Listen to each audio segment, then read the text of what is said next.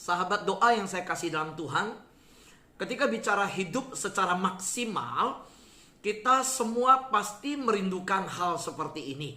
Bahwa hidup kita benar-benar adalah hidup yang bermanfaat, berdampak. Jadi kita rindukan bahwa hidup kita adalah hidup yang benar-benar dipakai oleh Tuhan. Itu artinya hidup secara maksimal, memuliakan nama Tuhan. Dan saya ajak kita bersama-sama melihat dari firman Tuhan yang saya ambil, ya, di mana Yesus pernah berkata bahwa Dia datang memberi, bukan mengambil. Kalau pencuri, iblis datang mencuri, ya, dan membunuh dan membinasakan. Yesus datang supaya mereka mempunyai hidup dan mempunyainya dalam segala kelimpahan. Nah, kalimat Yesus ini sangat-sangat memberkati kehidupan kita. Karena di dalam pernyataan Yesus ini kita punya sebuah pilihan nih. Mau berada di dalam kehidupan yang terhilang atau dalam kehidupan yang ditemukan. Mau dalam kehidupan yang terambil atau kehidupan yang diberikan. Kehidupan yang kosong, yang hampa, atau sebuah hidup yang dipenuhkan. Saudara, Yesus memberikan sebuah declare bahwa Dia datang untuk memberi. Dia beri hidupnya, Dia beri segalanya. Dia berikan, bahkan berkata, kehidupan kekal. Dan sebuah hidup yang dalam segala kelimpahan. Saudara, saya percaya bahwa orang yang normal akan memilih hidup yang ditawarkan oleh Yesus. Persoalannya banyak orang tidak memilih hal itu. Ada apa? Nah, ini saudara, kebenaran ini berbicara bahwa saudara akan menemukan orang-orang yang jelas-jelas memilih hidup yang hampa, hidup yang tersingkirkan, hidup yang penuh dengan keterhilangan. Dan ini tugas saudara dan saya memberitahukan kepada mereka bahwa di dalam Yesus menjanjikan hidup yang berkelimpahan. Nah, saya ingin ajak kita melihat bersama-sama. Gambar ini adalah gambar pendaki gunung. Indah sekali gambar ini. Dimana kalau di atas, kalau sudah sampai ke puncak, kita bisa menikmati pemandangan yang begitu indah. Dan awan itu di bawah kita. Wah, saudara pasti senang sekali lihat ini. Nah, sahabat, ketika kita berbicara tentang pendaki gunung, saya mau sampaikan kepada kita, di mana ada sebuah cerita. Orang yang membimbing para pendaki-pendaki yang junior, memberikan pesan kepada pendaki-pendaki junior ini yang senior ya, bilang, ingatlah tujuan pendakian adalah menikmati kegembiraan dan sukacita karena dapat mencapai puncak. Wah, soalnya kalau para pendaki, kalau sampai puncak itu sukacita, senang sekali. Nah, suatu hari pendaki senior kasih nasihat ke pendaki junior-junior ini. Dia bilang, ingat nih, tujuan pendakian adalah menikmati kegembiraan dan sukacita karena dapat mencapai puncak. Setiap langkah membawa kalian nih, adik-adik, mendekati tujuan. Nah, jika tujuan kalian hanyalah untuk menghindari kematian, pendakian kalian tidak akan maksimal. Nah, dalam setiap pendakian, para senior ini menyampaikan pemula, orang-orang junior ini yang mau mendaki, nasihat yang demikian. Nasihat ini ketika saya baca dari pendaki yang profesional, membuat saya melihat bahwa seringkali hidup orang percaya seperti ini, saudara. Itu apa? Seringkali seperti pendaki yang kalau salah tujuan, salah sasaran. Tujuan pendakian gunung itu sampai ke puncak, dan ketika pendakian dilakukan, sepanjang perjalanan menikmati pemandangan, menikmati sukacita, dan dengan tujuan sampai ke puncak. Dan dalam tujuan menuju ke puncak pendakian, sepanjang perjalanan itu ada sukacita, ada kegembiraan.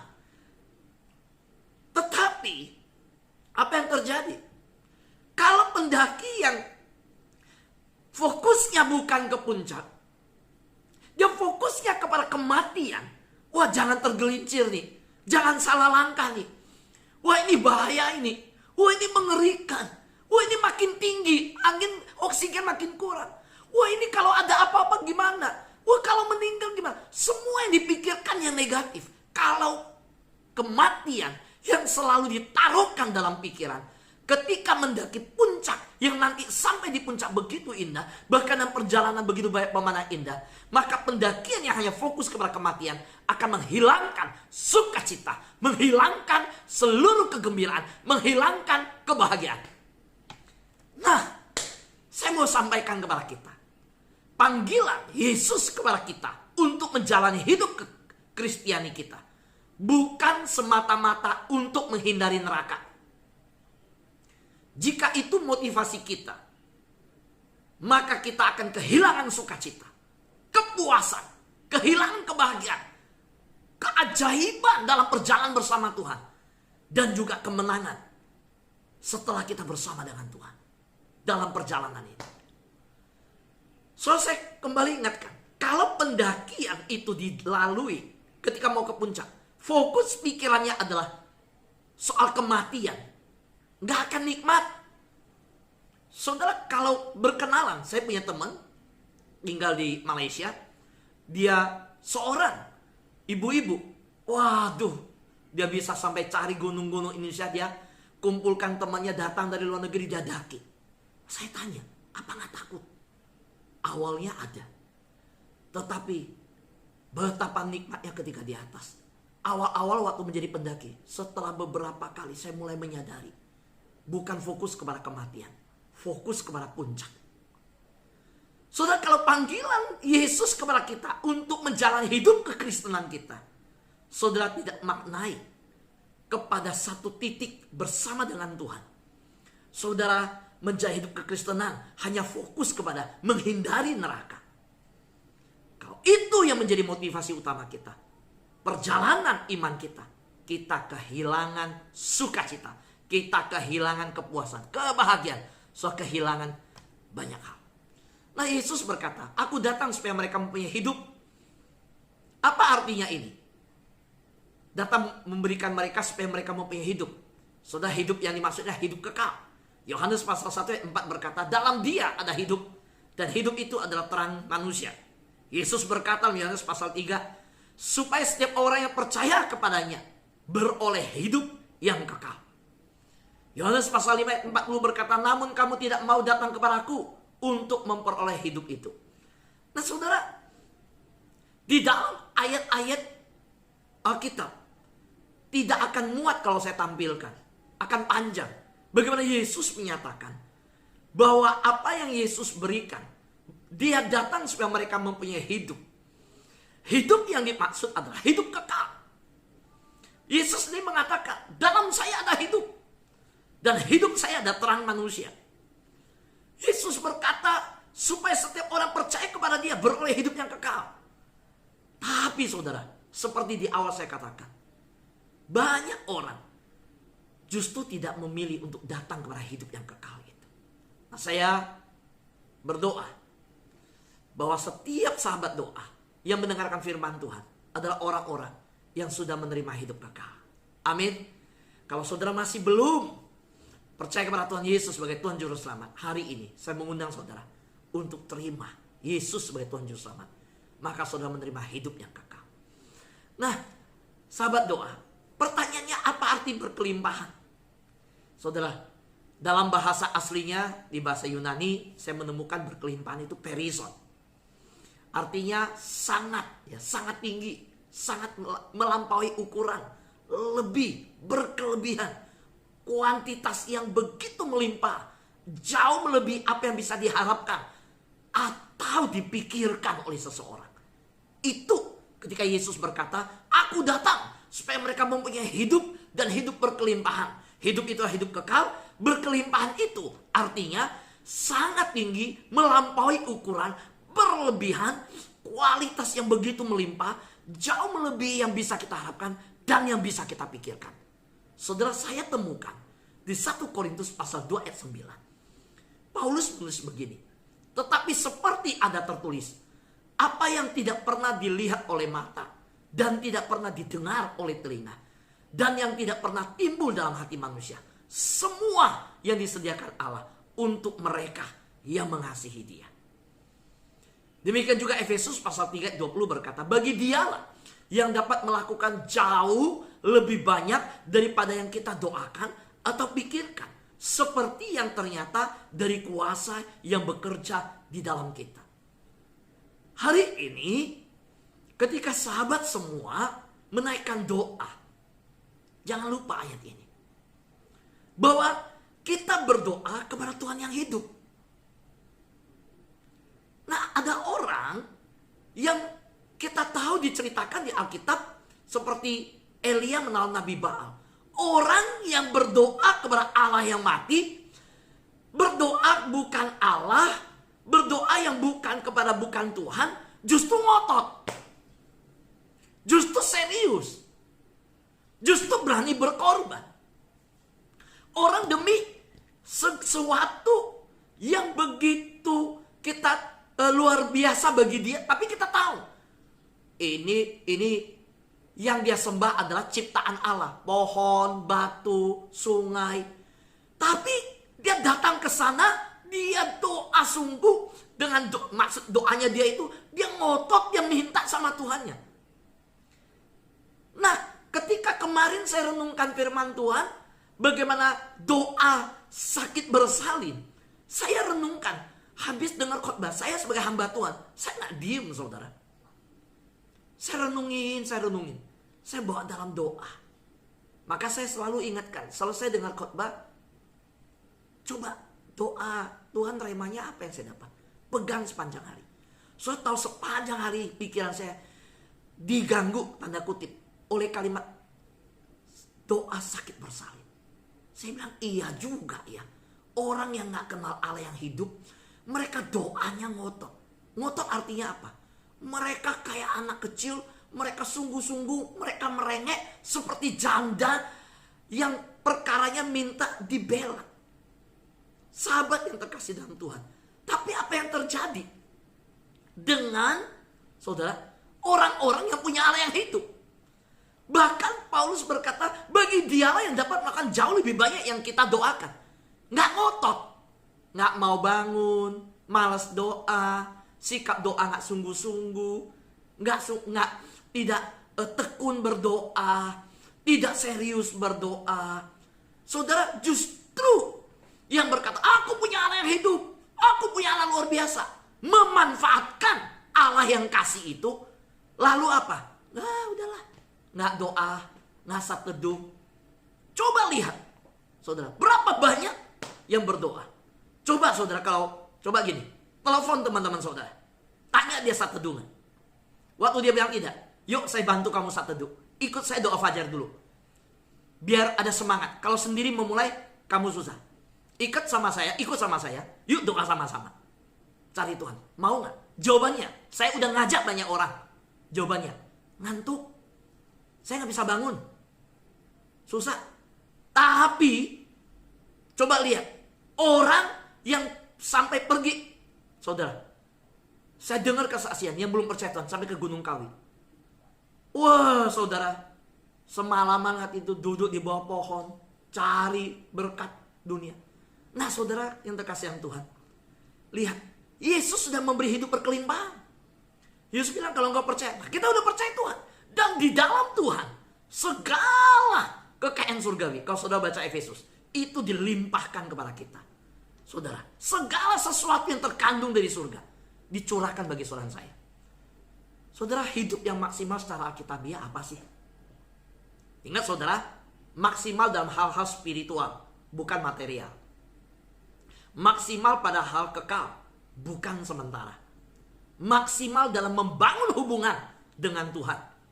Bukan saudara diberikan kesempatan hidup dengan sibuk hanya membangun hubungan dengan sesama, tapi saudara tidak punya hubungan dengan Tuhan. Di dalam undangan, Tuhan membuka diri dan berkata, engkau percaya? Kita sudah terima hidup kekal. Kita percaya Tuhan. Dan di dalam Yesus, Yesus berkata, hidup kekal itu adalah hidup yang berkelimpahan. Nah, perjalanan hidup kita, saudara, saya ajak, hiduplah maksimal dalam kasih. Hidup maksimal dalam sukacita, damai sejahtera, kesabaran, kemurahan, kebaikan, kesetiaan, kelemah lembutan, penguasaan diri. Ini buah roh. Saya mau berkata ketika saya renungkan hidup yang maksimal. Sekali lagi, bukan hidup materi. Bukan soal materi. Tapi bicara soal secara spiritual. Hidup maksimal pada hal yang kekal. Bukan sementara. Maksimal dan membangun hubungan dengan Tuhan. Nah, kalau kita tidak memiliki hubungan dekat dengan Tuhan, kita tidak fokus kepada hal yang kekal dan rohani. Bagaimana kita bisa hidup maksimal?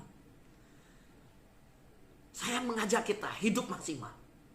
Maka perjalanan kita kepada persekutuan yang kekal dengan Yesus selama-lamanya nanti adalah sebuah perjalanan. Bukan hanya fokus menghindari api neraka. Tapi kita fokus kepada apa? Kepada hal rohani, fokus kepada yang kekal, fokus kepada hubungan dengan Tuhan. Orang yang membangun fokus hidup yang seperti ini sepanjang perjalanan hidupnya, dari mulai bangun pagi, dia ada kasih. Dia mengalirkan sukacita. Ketika dia jalani harinya di siang hari, istirahat kantor. Dia pergi ketemu klien. Dia melakukan pekerjaannya, dia marketing. Dia pelayanan sebagai hamba Tuhan. Dia menghasilkan hidup yang maksimal penuh damai sejahtera. Dia mengalirkan kesabaran. Dia penuh kemurahan. Ada kebaikan, ada hal-hal yang tercatat seperti saudara baca. Inilah hidup yang maksimal. Saudara mungkin mendengar, wah hidup yang maksimal. Sukses, berhasil. Bukan sukses berhasil menurut ukuran dunia. Tapi hari ini, saya mengajak kita yang sudah percaya Yesus. Saya percaya orang yang sudah percaya Yesus, hidupnya pasti bisa maksimal. Dan hidup yang maksimal dalam Yesus adalah hidup yang mengalirkan kasih, sukacita, damai sejahtera, kesejahteraan, kesabaran, kemurahan, kebaikan, kesetiaan, kelemah lembutan, penguasaan diri. Yuk, jalani. Setelah selesai doa fajar, hidup saudara ya. Kalau dilihat orang maksimal dalam buah roh ini, orang tertarik doa fajar. Kalau hidup sahabat-sahabat doa maksimal, ya, karena kita sudah menjalani hidup perjalanan kepada persekutuan dengan Kristus yang kekal itu. Perjalanan ke surga itu seperti pendakian gunung. Makin hari umur kita makin bertambah. Makin hari Tuhan ingin bawa kita makin serupa Kristus. Makin hari makin tinggi. Semakin hari semakin melangkah satu langkah, satu langkah, satu langkah. Nah, langkah-langkah kita ini semakin dekat dengan Yesus. Wah, kita merindukan Yerusalem baru. Kita akan bersekutu kekal selama-lamanya. Tapi Tuhan masih taruh kita di dunia. Nah, kalau Tuhan masih taruh kita di dunia, perjalanan kita, ketika kita fokus kepada persekutuan yang kekal dengan Allah, di dunia ini perjalanan kita bukan hidup dalam ketakutan akan kematian. Kematian terhadap neraka. Bukan. Tapi fokus hidup kita adalah apa? Menikmati perjalanan hidup ini, yang menikmati berkat-berkat yang Tuhan sediakan itu. Berkat apa? Kasih, sukacita, damai sejahtera. Gak ada dunia sediakan damai. Gak ada toko yang jual damai sejahtera. Tidak ada marketing yang bisa menawarkan namanya kasih, kesabaran, kemurahan. Gak ada, saudara. Gak ada toko yang jual. Gak ada online shop yang jual itu. Saudara, ini semua kita hasilkan ketika kita fokus kepada puncak perjalanan kita. Puncak pendakian kita. Dan di dalam perjalanan selangkah demi selangkah kepada persekutuan dengan Tuhan. Nah, karena itu, bagaimana perjalanan kekristenan bisa bahagia, bisa sukacita, bisa damai sejahtera semua? Kita bukan fokus menghindari api neraka. Fokus kita adalah kepada yang kekal, kepada persekutuan, membangun terus persekutuan tiap pagi. Bangun terus persekutuan dengan Tuhan. maka buah roh ini yang mengalir. Disitulah hidup yang maksimal. Saudara pernah lihat orang Kristen yang jadi batu sandungan, nggak jadi contoh? Orang bilang, aduh kok anak Tuhan nggak punya kasih ya? Kok sahabat doa ini katanya sahabat doa, dia doa. Hidupnya aduh, nunduk terus, ngeluh terus. Katanya sahabat doa, dia sering doa pagi sama pendeta Fu. Tapi kok pelit banget, nggak ada kemurahan. Ya, nggak nolong orang, nggak penuh kasih, nggak ada kebaikan. Katanya ikut sahabat doa. Kok nggak ada kelembutan ya, nggak ada penguasaan diri ya. Di jalanan itu jadi preman ya. Saudara yang terkasih dalam Tuhan, yuk, hidup Kristen adalah hidup yang maksimal. Saya percaya. Saudara, sahabat doa, Tuhan Yesus menyediakan kehidupan kekal bagi kita. Dan perjalanan menuju hidup kekal, itu perjalanan yang bahagia. Perjalanan yang penuh keajaiban. Saudara dengar kesaksian tadi? Ada kesaksian Bu Yuni Teja. Waduh, ajaib. Udah suratnya ditulis, jam ini ketemu. Jam ini dipanggil, jam ini dipanggil. Ketika datang, hati yang panggil bisa lembut. Yuk, tiga-tiganya ketemu, langsung masuk, selesai sudah. Nah saudara, perjalanan hidup kepada hidup kekal, percaya Yesus dan perjalanan kita, bukan berarti nggak ada masalah. Enggak, tadi saya sudah katakan, hidup berkelimpahan bukan bicara berkat, materi. Demikian juga perjalanan mengikut Yesus bukan nggak ada masalah, bukan nggak ada persoalan. Ada kesulitan, ada tantangan. Tetapi saudara, kita menjalaninya, kita jalani dengan penuh keajaiban dengan Tuhan. Kita jalanin dengan penuh kemenangan bersama Tuhan. Kita jalanin penuh dengan sukacita, penuh dengan bahagia bersama dengan Tuhan. Karena apa? Karena kita sudah miliki Tuhan.